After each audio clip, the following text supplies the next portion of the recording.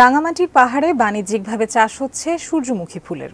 বাড়তি লাভের আশায় কৃষি বিশেষজ্ঞদের পরামর্শে বিকল্প চাষের দিকে ঝুঁকেছেন পাহাড়ের কৃষকরা।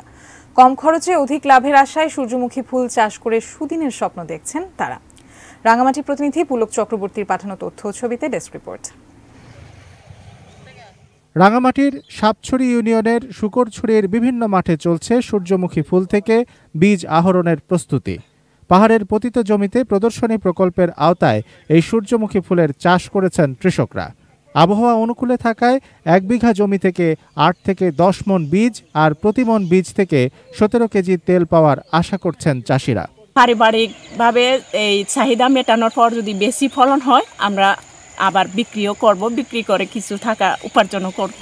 সূর্যমুখী করে এখন দেখা যাচ্ছে যে ফল তো ভালো আইছে, এখন তো আনন্দ লাগে। রাঙামাটির পাহাড়ের অনেক পতিত জমি অনাবাদি পড়ে আছে।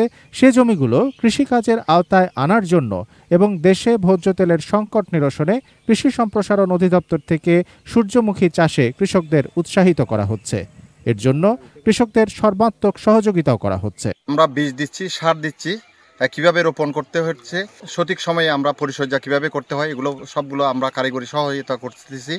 এটা অত্যন্ত চমৎকার সম্ভাবনাময় একটা ফসল হিসাবে আমি মনে করি পার্বত্য চট্টগ্রামের জন্য, কারণ এইটা আমাদেরকে কিন্তু তেলের একটা বড় যোগান নিশ্চয়তা দেবে।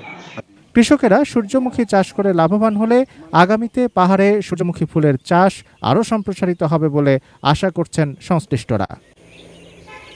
Shamsul Arefin, desk report, ATN news.